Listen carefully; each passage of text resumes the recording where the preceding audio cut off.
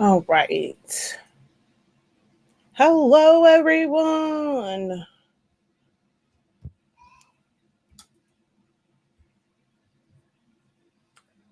Oh, my face is itchy. hello, everyone. We are going to do a quick little Q&A session. I have a one-on-one session that should be starting in a little bit. I think the time zones got a little mixed up. So I'm going to wait until 6:15ish. So in the meantime, in between time, we're going to do a little quick Q&A since I was sitting here at my computer. Anyway. All right, hold on.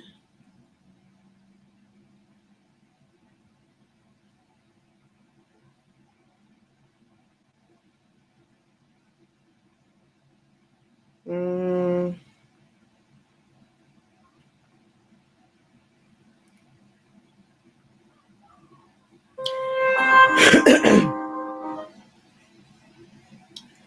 Okay, why is it that sometimes the share button comes up properly, sometimes it does not? I don't get it. You go outside? Okay, go tell that. Go tell daddy.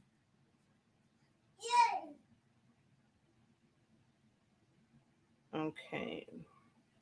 Yeah, sometimes it comes up correctly, sometimes it does not. You know what? It's whatever. I was gonna share this out, but I don't have time for it. Anywho, yeah, let's get to it because this is gonna be a quick Q&A. Hello, incredible afternoon. Well, actually, it's after 5, so it's incredible evening. Hello. Incredible evening. Hello. Alrighty, so question already on. That's what I'm saying. I like it. You guys have your questions ready to go. I was thinking of getting a 7820 for 175. It's only been used a couple of times for scanning. Is that a good deal? I mean, if it's all working, I mean, of course. I mean, if you verify that everything is working, of course it's going to be a good deal because that is a $300 printer. I mean, actually, the 7820 is $299 because the 7840 is $349. So at 175, if they've only used it for scanning and it actually is printing out and the nozzle checks and all that stuff work, of course that's a great deal. You do have to purchase the replacement chips for it to keep using it, but other than that, yes. I have an Epson 7210 that will not print blue or magenta.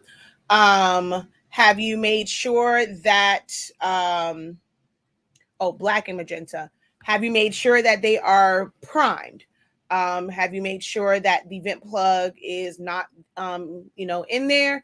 And then also, if you have not done so, watch my video on push air. It's on the Honestly Speaking YouTube channel. So you're going to search Honestly Speaking push air, and it will walk you through how to put your syringe in the back to push air through it to get the ink to come out and flow out the front or out the print head.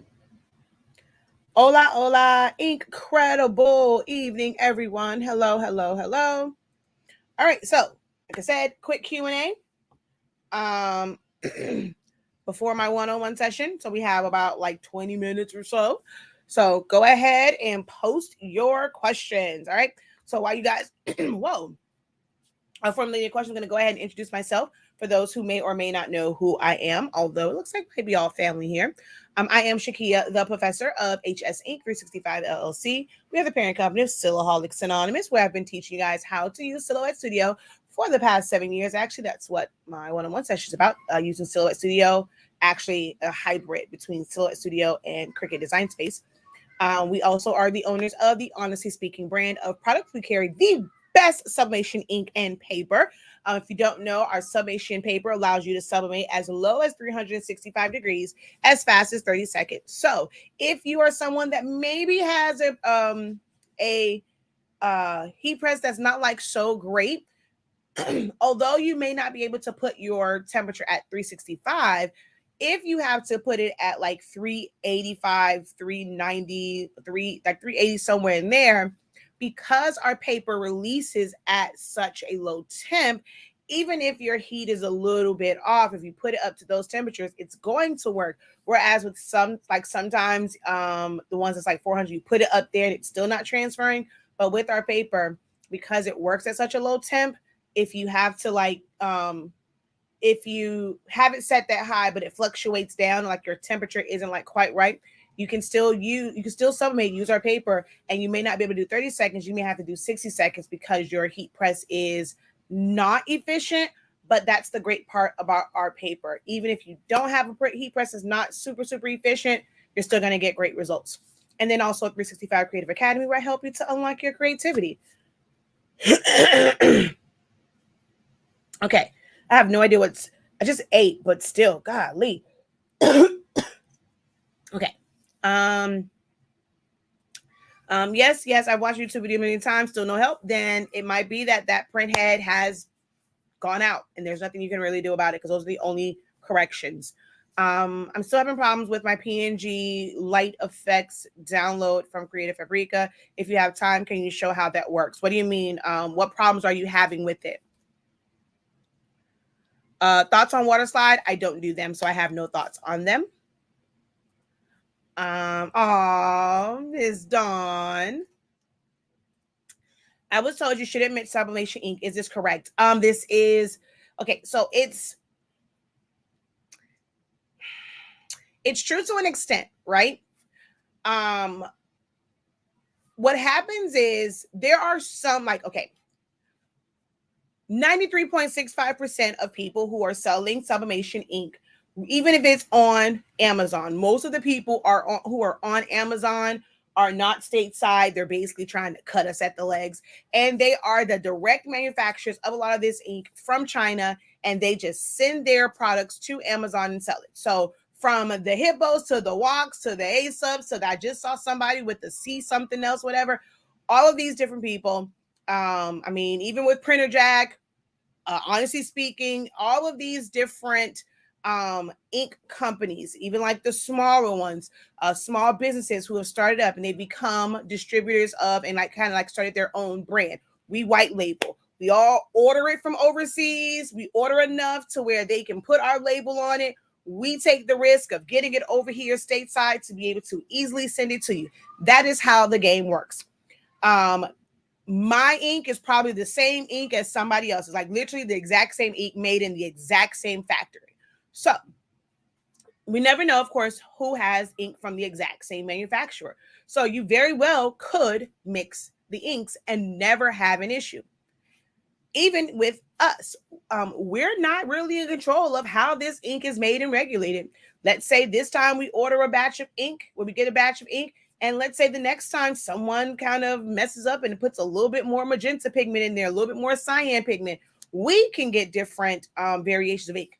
We've done that. We've had that happen to us. And that's why we have like the Formula B. That one, and it was more so the fact that I can't stand the way those labels are. That's just not up to our standard. So we had like Formula B. And I did a whole video where I mixed the inks so you can see the color difference. There can be a slight difference. Sublimation ink is sublimation ink. Where you're really going to see a lot of the differences is like the yellows really make a big difference. And then some of like the reds, magentas, and things like that. That's where that becomes an issue, where it can look slightly off. I mean, with any converted printer, you're never going to get the exact colors unless you are color matching through and you're doing like color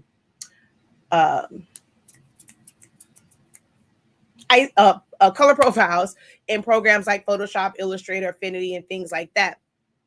But for the most part, it's like a slight difference.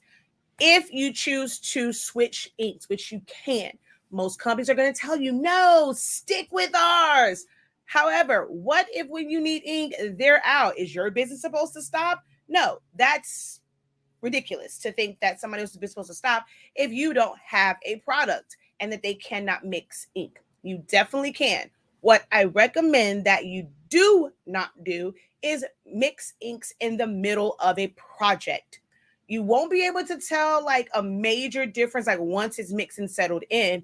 But if you start to print a job with one set of ink and then you mix it in that like little middle space where it's like a look like if the formulas are different, you're going to see a slight difference in your prints. So the best thing to do is go ahead. If you think you're going to have a big print job, it may not be enough ink, go ahead, mix the ink, like, put the other ink in, print, like do a print head cleaning, print a nozzle check or two, maybe even a purge file, just to make sure that the inks are like intermingling and they're like all together and like there's no like separation. Then print your job and you should not see. So if you notice some inks are like the yellow is like a really, really bright yellow. It almost looks like pigment ink. Some have a slight mustard color to it, and others have like a major mustard color to it. It damn near looks green. So there are different different inks, and it's all about like the type of pigment that they put in the ink depending on which factory made it. Blacks are a big difference. So most companies have this really dark, well, not like really brown, doo-doo brown type black ink. Our ink is not like that. Our black ink is very dark. So when it comes to that, if you go to one that's more of a browner ink, you'll start to see that more, and like your blacks will look more of a brownish color than it will a black. But if you go from the brown inks to like a black ink, it's better for you. So you definitely can. And if you're considering mixing, I'm hoping that means that you have somebody else's ink and you're trying to switch over to Honestly Speaking. Gonna be not so happy if I gave you all this information, you're trying to figure out how to mix somebody else's ink. If it's going to take too long, don't worry about it. I will post it. I need to know exactly what you mean as far as having issues. I haven't used my 15,000 that I converted to Sublimation in months. What do I need to do to get it back started? Ooh, that's a hard one because EcoTank printers are not that great when it comes, like it's troublesome. Like it's aggravating when it comes to the maintenance for that, because if it is dried up, there's no way to like force ink through it. When you have the workforce, if it dries up a little bit, you can do push air. You cannot do that with the EcoTank printers. The only thing that you can do is try to do a power clean so that it will force more ink through it. I don't know at what pressure it pushes that through, or if it's just doing a bunch of regular print head cleanings back to back to back to back. That happened with this one, and it only set for a little bit. And most of the colors worked except for one.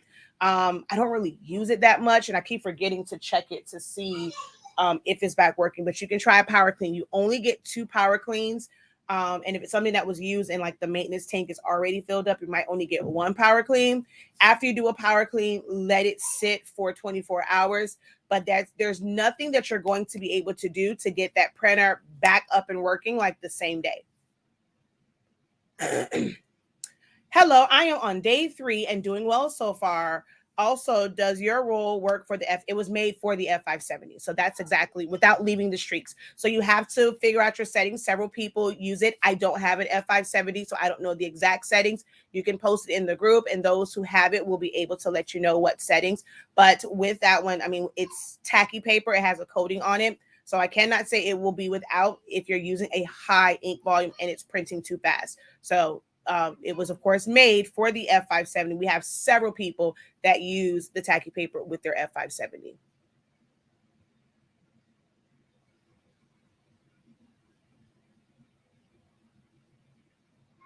She says, true on the ink.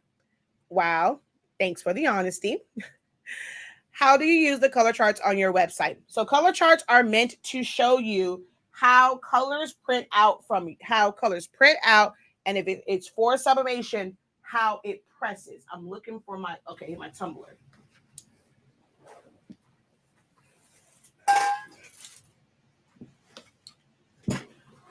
So you want to do a couple things, right?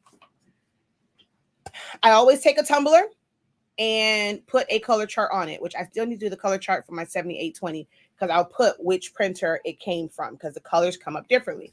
So I take one, I put it on the tumbler. Felt sheets or fabric. So you want to take them, print them out, press them to a sheet of felt, a piece of felt. You can get that from Michael's, Hobby Lobby, Joann's, Walmart, any place like that. You can put it on white. You can also put it on color. And then, or I know some people who have pressed it to like the metal photo frames. There are some who have laminated like woods and things like that and pressed it on there. So I have color charts in every way that I use it, from my pigment ink printer to my sublimation printer. Sublimation printer, I have it on a tumbler. I have it on all colors of felt. For my regular ink, I have it on my glossy paper, my matte paper, my Jet Pro 3G. For sublimation, I printed out and submitted it to glitter cardstock so I know what my colors look like. I sent it to my printer and had them print it out on their eco solvent printer. So it's always so that I know exactly how that particular printer prints out, because your screen can be deceiving. If it's not calibrated for each one of these printers, it can be deceiving. So once you have it printed out and in its final state, you're looking through it. All right, I'm designing. This does not work if you're not designing it yourself. Okay, I want this particular color. If you're able to see the number on there, whichever design program you're using, you're going to go into where you can put in the hex code and you're going to put that hex code in. If you cannot see it, you can always just open it up, and each one has like chart 1, chart 2, chart 3, chart 4, all of that. So you'll look on that chart, look for which row and which number, and then just write that number down, or, like kind of look at it and just type it in. You can do it that way. If you're using Silhouette Studio, you can open it up and just sample that one. But this tells you exactly, you can't go off of just what's on the screen. You have to have it printed out. And if it's for sublimation, you have to have it subbed. So there was no surprise. If you're looking at this and you know that you want this color, you put that color code in. There's no surprise when it prints out. So that's how you use that.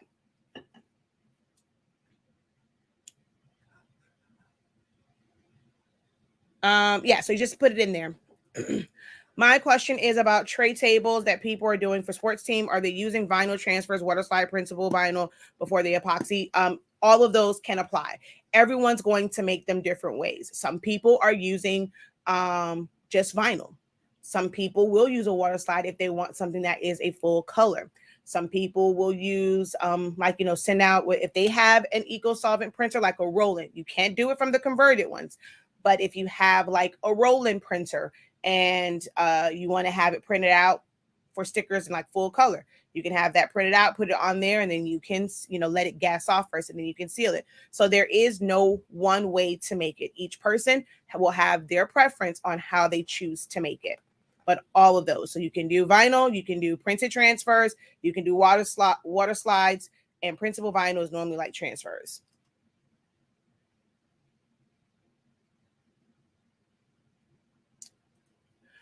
So to print the color chart, you wouldn't press, yes. So you need to press it to, felt sheets are 100% polyester. So that's like the easiest and most cost-effective way. If you have a shirt, which I've done it before, in a video, I have it somewhere here. If you have a shirt, let's say you pressed the shirt, it was messed up in the front, use the back of it, press your color charts. There's some people that have it printed out on fabric. Like they'll go to the store and purchase fabric and they'll, tack it to their wall so they can see. But when you put it on like felt sheets, you're able to have that physically in your hand, and it's a little bit more convenient. So you end up not pressing just this whole thing like how it comes here. You're going to press color chart 1 to one felt sheet, color chart 2 to another felt sheet, color chart 3, reference charts. Reference charts, you must have a program where you can sample the color because there is no number on here.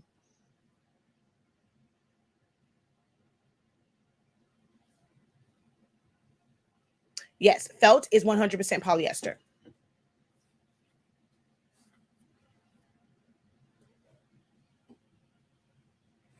And for you, Shirley, if you have version 4.4, there's nothing I can really help with because as far as like showing it to you, because I don't use version 4.4. If you're bringing in something, if it's a true PNG and it had a transparent background to it, now there are some that are made for Photoshop and they are not a transparent background PNG. you have to get the correct one. The ones that are for Photoshop are meant to be used with blend modes. And it probably will come in like black. I'm not sure how yours is coming in. Definitely take a screenshot. But some of them are made for programs where you can use blend modes. Silhouette Studio does not have that. So it has to be one where it is a straight up transparent PNG.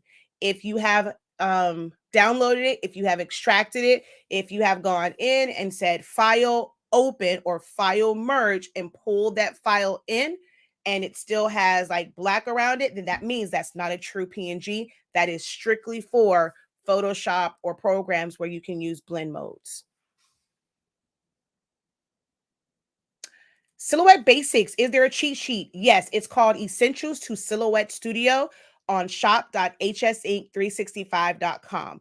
The cheat sheet is to utilize the program, to go in there, watch those videos and go through it. As far as okay, what tools and stuff, there is no cheat code for it. You have to understand the tools. So the best thing to do is go over to my website. The link is in the description of this video and enroll in Essentials to Silhouette Studio. It breaks down everything for you.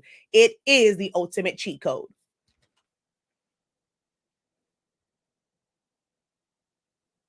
I don't use it because it lags too much. It's glitchy. It shuts down. There were things missing. So from like I've gone in and I've tried to go to 4.4. I'll play around a little bit, not working. I head right the hell back out and I go back to 4.3. I don't use a Cameo 4 Pro, so I can use any version. To be honest, I don't even like version 4, but since that's the one that most people are going to use, I teach from there. I personally prefer version 3.6. The only thing that's missing from like 3.6 is the ability to save as a PNG, JPEG, PDF, and all of that. But design wise, tracing wise, I love version 3. That's what I actually have on my laptop.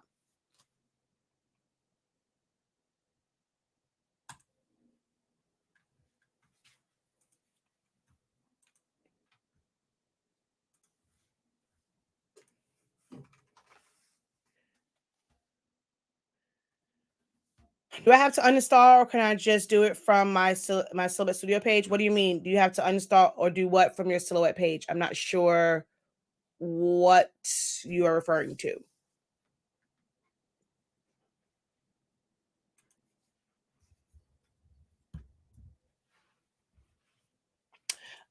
So if you want the older version, then yes, you do have to uninstall the version that you're on. I have a whole video instructing you on how to do that.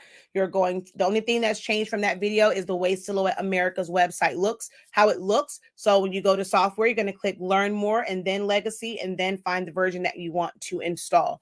But other than that, you follow everything that is on that video. So I have one that tells you how to go from 4.4 back to 4.3 if you're having issues. If you're not having issues, then if it ain't broke, don't fix it. Don't go down just because I have it. If it's working for you, let it be.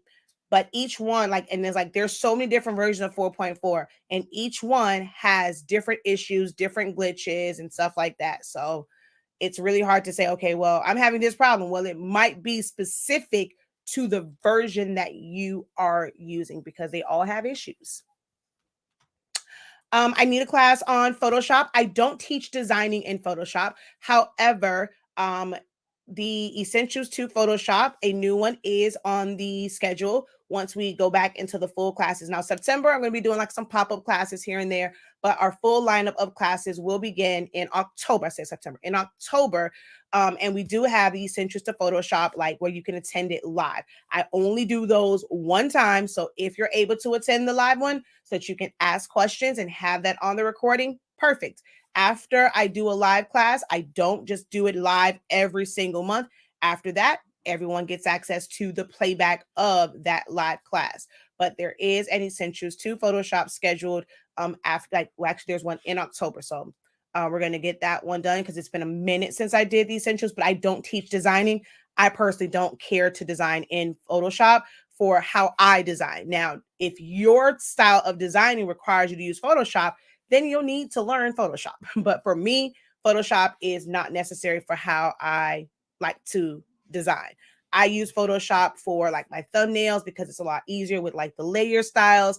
I use it to Photoshop images, which is what it was intended for. So color correction and to Photoshop, if I want to give somebody a bubble butt, small belly, if I want to take away blemishes, if I want to go and change something, move it around, I use it to Photoshop images and color correct and correct photos, but not for designing, for me personally. And to do shadows.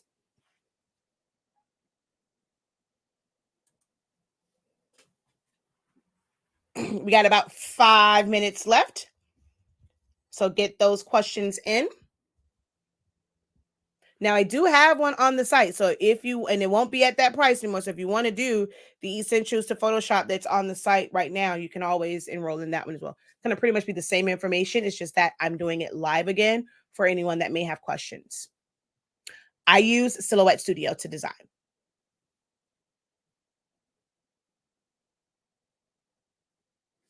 I use Illustrator for certain things. I have to use it for my rolling. There are certain features I like about Illustrator. So I do use it. I'm actually an Adobe girl. I like all things Adobe. So I love Photoshop, Illustrator. I also use Corel Draw.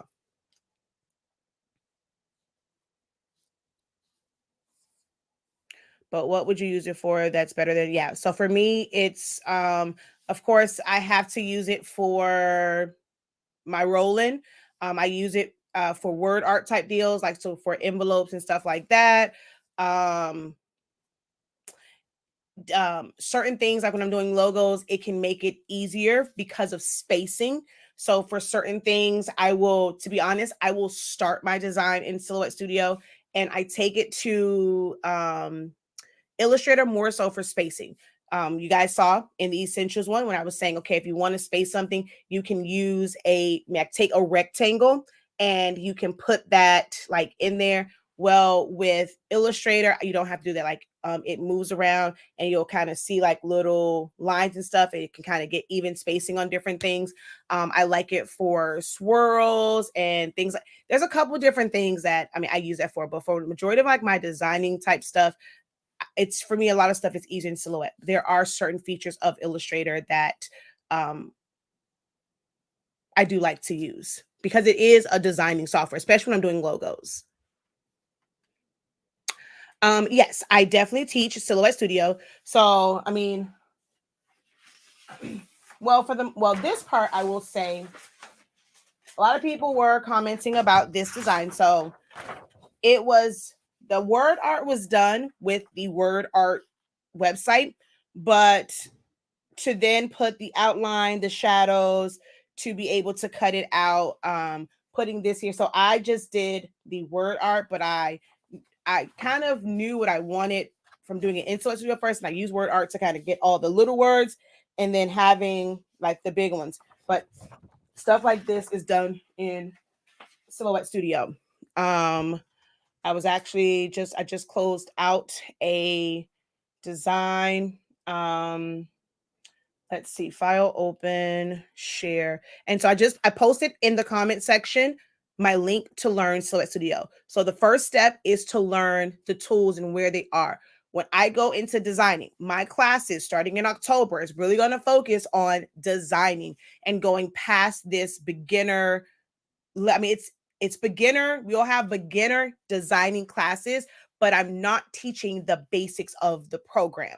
There's a big difference. People think that, oh, I want to learn it for beginners. Well, it's for beginners. You need to learn the tools. And for me, I prefer, like, my logic on it is to learn the tools and then to learn designing. Because if you just try and go into and I just show you a design, wait, why'd you do that? How'd you do that? Okay, well, you got to understand the tools. So Essentials of Silhouette Studio is going to be your first stop. And then I have a multitude of classes on all sorts of things. We just had a 7-day challenge on designing like party favors. So all of this, everything in here was done in Silhouette Studio. So I provide the template that has this already done and the background with all the fruit and stuff on it. But when I did it, I set this template up and I created this template in Silhouette Studio. So there's like this. There's, so me designing this in there. And I designed it some more, like those aren't like super, super complicated. These were samples of senior crowns that I designed even creating the templates in Silhouette Studio. So you can do a lot. And my 101 has just logged on, so I have one more minute. That looks like so much work, makes me tired to think I'm not that creative. Yes, you are. You just need your creativity to be unlocked, and that is what I am here for. If you haven't joined the Ink Zone yet, go to our website. Click on the full access pass. It was for our Inkiversary, but we're extending it through September. So get in now. We're going to have some more Zoom sessions. I go live in there and I show like the design process so that you can see sometimes it's really easy and sometimes you can be overthinking it. So you get to see how I personally design. There's a lot of different ways to design. Not saying how I design is the best way. Some people prefer different styles. But if you enjoy my style of designing, I'm always sharing my design process and how I kind of do things. So definitely get your ticket to the Ink Zone. If you get it now, we're going to extend it past October. Those who sign up now, you're going to be locked in at whatever the rate is. And if it happens to change going forward, you won't be affected by it. Like if it becomes a monthly subscription, you won't be affected by it. You'll have forever access to it. Silhouette Studio course is a must. I've learned so much. You won't regret it. I need one for JSU. I actually have one. I don't know where the shirt went. Is it out there even? Okay, no one's there. But I do have actually, because at the game, it was FAM and JSU actually did create a JSU one so that I could, hello, did y'all not hear me say I market very well? So I had that shirt so that, I can show it to, we don't just do FAMU. This isn't just a FAMU shirt. I can do it in any school. Right now I have an order for Bethune. Someone asked me about Norfolk State. And then I have Florida Memorial University, and there was another school. I can't remember what it was. Do I have a mentor program? No, I do not. Because it's a lot to that. I'll come back on. Well, I just don't have a mentorship program because that is a lot. So what I do have, once my programs like start back up, I have creative business. So it's more of like a group one where we just kind of go through and I give you guys different things that can help. When you have a mentorship, it's like either everyone has to think alike and be on the same wave path if you're going to do it like in a group situation, or if I do individual mentorships, it's like trying to like switch my brain based off like what your business is, the level that you're at. That becomes a lot. So I have a creative business, and it's like I do a lot of general information that's going to be great for everyone, and some people aren't at that stage yet. So how I'm going to do it will meet you where you are, and you choose the program that's going to be best for you where you actually are. But I don't have like a full on mentorship type deal. I just train you to be the best that you can be. All right. Let's see. Gotta hurry up. All right, so let me go. Let me let my one-on-one in. I'm gonna wrap this up. Okay, wait. I thought I heard. Oh, there it is. Okay, let me let her in. I'm about to wrap up this live video. All right.